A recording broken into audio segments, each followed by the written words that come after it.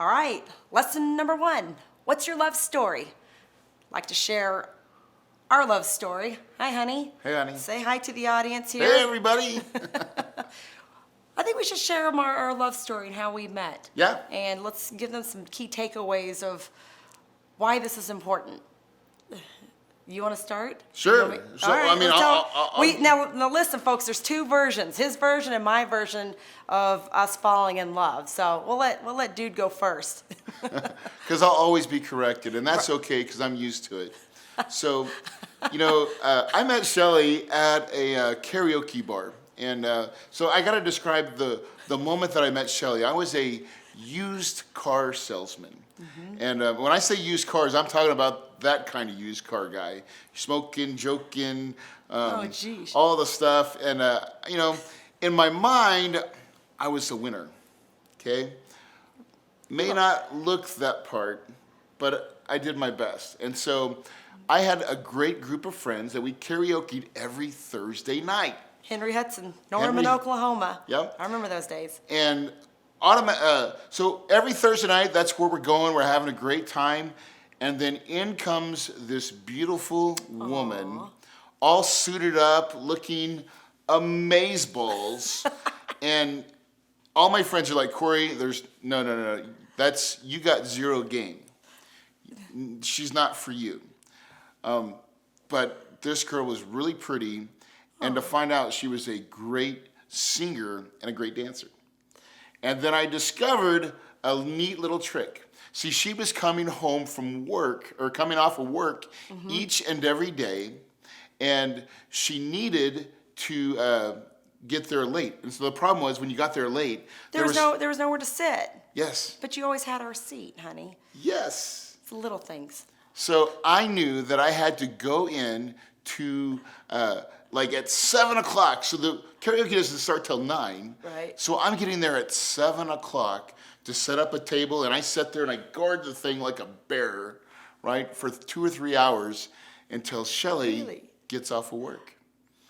And what happened was we started becoming friends every Thursday night. Mm-hmm. We were just having fun, singing, dancing, just doing our stuff, right? Great time. Am I there so far? You're getting there. Yep. Okay. So his version. So then there was a time when there came to a point where it was starting to get more serious, and then there was a problem. See, Shelley was engaged. Oh. Now, I know. This could be a lot of Go ahead. No, it sounds so scandalous, you all. But she was, okay? I was. And so I called my mom. I go, Mom, I met this great girl. She's like, oh, that's so nice, honey. I go, but Mom, she's engaged. Ooh, that's not so nice, honey. I go, Mom, but she's been engaged for 3 years. 3 years. Mom said, oh, honey, she's not getting married. Pursue it. And, you look back on that relationship, and let's talk about that relationship for just a minute. It was a relationship that was based on physical attraction. It wasn't a friendship. And I just knew deep down in my heart that the dude was not the one. Nice guy, but we had so many differences. And when I met Corey, I wasn't looking for a relationship. I was a very loyal type of gal, and I was bound and determined to make it work with the dude. But Corey showed me another way, and our friendship just blossomed into a lot more. So let's go to the. Yeah. So what happened was this. One day after the karaoke venture, we were maybe a little bit. We had a couple drinks in us, we'll say. Why are we doing that? But I got invited to IHOP. Oh my God. And if you get invited to the after party, right? Yeah. Things are we're progressing, and that's when we actually really had a deeper conversation, different from the Henry Hudson's conversation. Over cheese grits. Cheese grits. It was that time that I really learned what Shelley really did for a living. That she worked at the Hilton. I was the the Marriott. The Marriott at the time. Yes. Doing what? I was a sales manager. Right. Yes. And so she said she was a sales manager at the Marriott. Now I took this and I immediately said, "Oh my God, here's an opportunity." Oh, gosh. because I'm a car salesman, right? And so I was like, man, that is so crazy because I have been tasked to create our company party for the Christmas party for my dealership. And we are looking for space to rent. Yep. Smooth or what, right? Very smooth. That was And so slick. I was like, honey, I wasn't honey at that point. It was like, hey, can you give me a tour of the property? Yes. And you weren't sure if I was joking or not. No, I didn't know if I should take you seriously, but since you were a customer, I needed to make sure that I was a professional and show you the property. And it was in that moment, after showing you the property, that we sat down over lunch, because that's what I did to most of my customers, is I showed them the property, and then we would have lunch. And that's where I got to know this dude to the fullest and what he was about. And from there, Well, let's talk about the conversation at lunch. okay, we'll talk about the That's conversation. the good stuff. So at lunch, we're having a real conversation. There's no booze involved. There's just me and her. Just, yeah, it was real. And we were having a real sit down. We started talking about family. Right. We started talking about friendships. We started talking about church. And I've been going to church for a Religion, long time. politics. Now, we'll say that on Thursdays we were heathens, and then on Sundays we always asked for forgiveness. And so, but on Thursday, I always went to church, and I asked her if she went to church. Yes. And your response was, Yes. yes, you were, but you weren't going right then. Correct. Right? Yes. And so I saw that as an opportunity. And I asked her, I said, honey, listen, would you just like to go to church with me? Now, still scandalous because you're still living with dude. And so man. we had 2 days. We had Thursday karaoke, having a great time with a good friend. And then on Sundays, Go to church. we go to church together. And dude, Sundays, were Sundays Those are not fun- the best? Sundays, fun days. Yes, it was a fun time. Explain to them what we did. Well, we would go to church, Sunday service, have lunch, go to Thunderbird Lake, and just talk about life and just talk about goals and dreams and, you know, what the future has in store for each of us. And I think it was that process of discovering who he was and who I am, and there was a lot of similarities, is where the ball started to roll. Okay, hold on. I'm going to give them my version. So my version is this. My version is I had this 68 Ford Galaxy, large. I mean, all I needed was a set of Texas Longhorns to be really Oh my cool. We called it the hoopty, right? And so I would jump, I'd put her in the side of the car with me, and we would go and explore, Yes, we right? did. And we would have an amazing time where we would talk about everything. I mean, everything. yeah. Life, kids, friends, everything that we'd done in our lives, our whole past. I mean, we were spilling it. Right. And we were really starting to really get to know each other, I mean, really good. Yes. Now, it was in one of those moments of on a Sunday evening, like I'm starting to fall in love at this point. And I'm thinking maybe you are. I liked you a lot. Yeah, okay, she But I liked me a lot. felt very conflicted because I was still with dude. And I know this seems so scandalous for all you guys that are listening, but I'm so thankful that I have this one in my life because I was going down a path of unhappiness and destruction. You were going to settle. I was going to Talk about settle. that. Settling. And a lot of folks do that today. They're like, oh, well, I like this person because of these reasons. And they end up settling and they live very unfulfilled lives. You've talked about what your parents like. So there was you Right. saw that was like an acceptance. You just accept it, right? Correct. Yes. And really you were just like, well, listen, it's better than not being with someone. It's just like a very. No, I just thought that was the norm. I thought that if so for those that are listening, if you have parents at home that are unhappy, if you have seen or been a part of unhealthy marriages or relationships, at some point in your mind you think, maybe that's the norm. Maybe I'll grow into loving this person.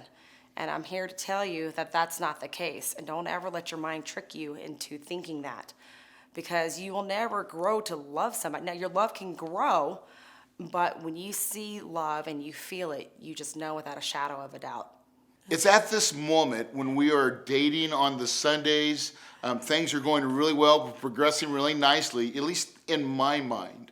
And so there's a moment where we're on the lake at the dam, and we're walking the dam, and the sun's setting, and like all the magic, like everything's like lined up perfectly. The sun's setting, and I'm looking into her eyes. He's taking me back. She's looking in my eyes, and I'm like, man, we're gonna kiss. And the total opposite happens. Yeah. Shelley pulls back, What? and she says, Corey, I can't do this. You want to talk to that? Yeah, because remember, I was very conflicted. I like this guy a lot, and he was a cool friend, and I really saw him in the friend zone. I didn't think anything more of it, but I couldn't date two dudes at the same time. I knew my feelings were growing stronger for him, but yet I was engaged, you guys. I was engaged.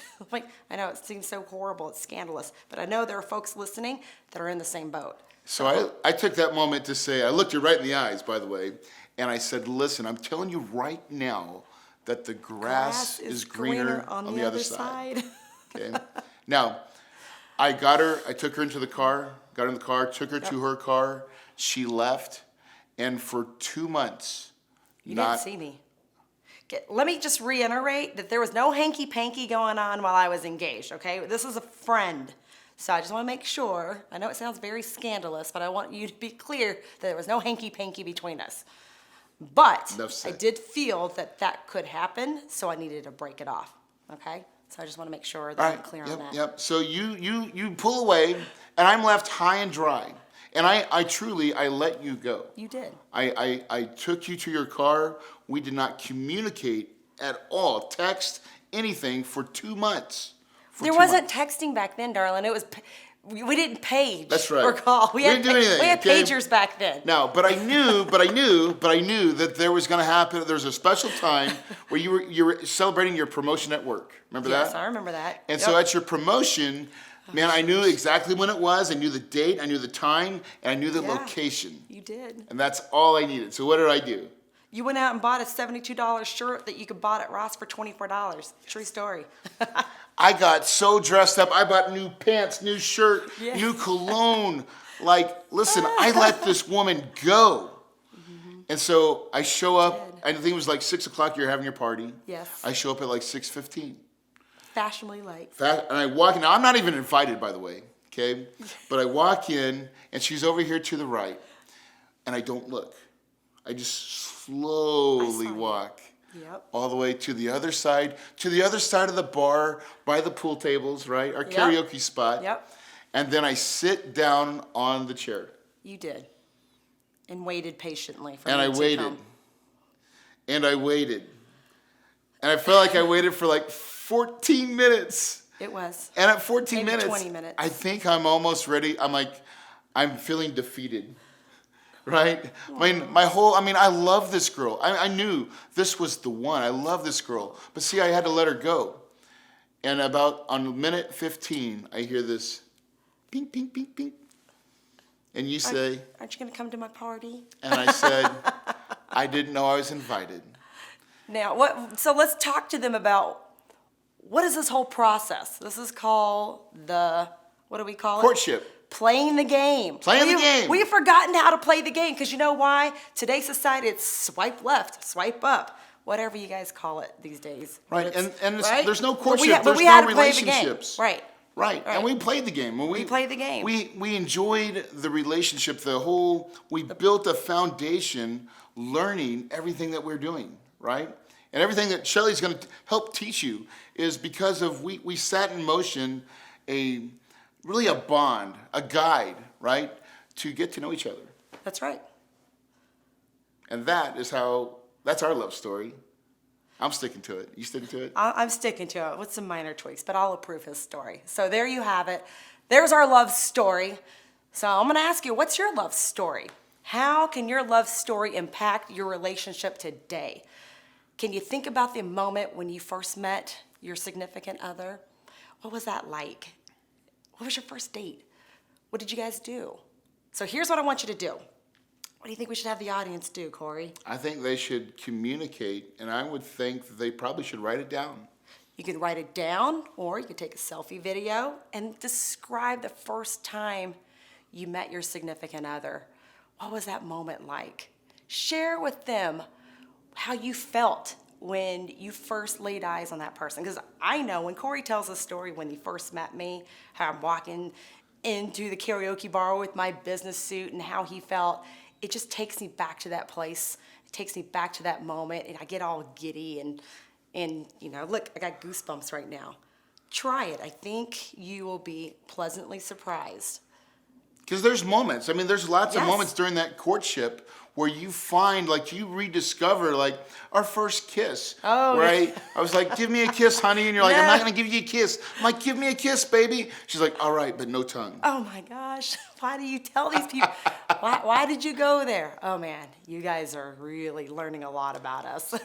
But that's what you need. You need to tell the story, share it with your significant other. That's it.